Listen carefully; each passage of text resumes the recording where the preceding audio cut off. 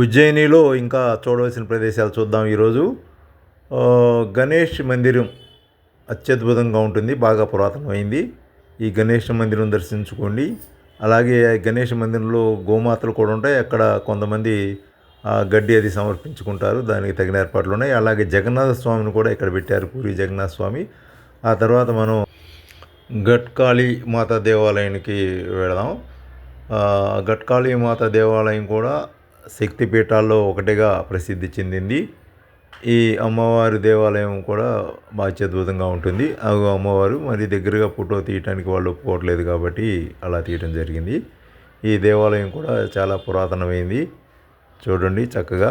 ఈ గట్కాళీ కూడా శక్తిపీఠాల్లో ఒకటిగా ప్రసిద్ధి పొందింది. ఆమె కూడా గట్కాళీ మాత అంటారు. ఇవి చాలామంది ఇలా నిమ్మకాయ దండలు అవి కూడా ఆమెకి సమర్పించుకుంటూ ఉంటారు అక్కడ వారు. తర్వాత కాలభైరవ మందిరానికి వెళ్దాం. కాలభైరవ మందిరం చాలా విశేషంగా ఉంటుంది. ఇక్కడ కాలభైరవుడికి గతంలో అయితే చక్కగా ఈ విస్కీ ప్రసాదంగా ఇచ్చేవారు. అది ఆయన తీసుకుని మిగిలిన ప్రసాదం కూడా కొంత భక్తులకు ఇచ్చేవారు. అప్పుడు ఆయనకు అలా సమర్పించారు. ఇప్పుడు కాలక్రమేణా బాగా రద్దీ పెరగడంతో ఇప్పుడు చాలా దూరంగా ఏర్పాటు చేశాడు. ఈ దర్శనం మాత్రం కనీసం 2 గంటలు పడుతుంది ఇప్పుడు ఉన్న రోజుల్లో. కాబట్టి కాలభైరవ మందిరానికి మీరు వెళ్ళాలంటే 2 గంటల సమయం చూసుకుని వెళ్ళవలసి ఉంటుంది. ఈ కాలభైరవ మందిరం కూడా చాలా పురాతనమైంది. ఇది అత్యద్భుతంగా అదిగో కాలభైరవుడు దర్శనమిస్తున్నాడు మనకి. దేవరాజ సేవ్యమాన పావనాగ్రి పంకజం వ్యాలయగ్ని సూత్రం శేఖరం కృపాకరం. మంగళనాథ్ మందిరం అంటే కుజ దేవాలయానికి వెళ్దాం. కుజుడు ఇక్కడే పుట్టాడు. ఆయన భూమికి శివుడి యొక్క చెమట బిందువు భూమి మీద పడి దాని నుంచి ఉద్భవించాడు ఈ కుజుడు. అందుకని కుజ దోషాలు పోతాయి. అంటే మన నవగ్రహాల్లో మంగళ రూపం అయింది, మంగళుడు అంటారు.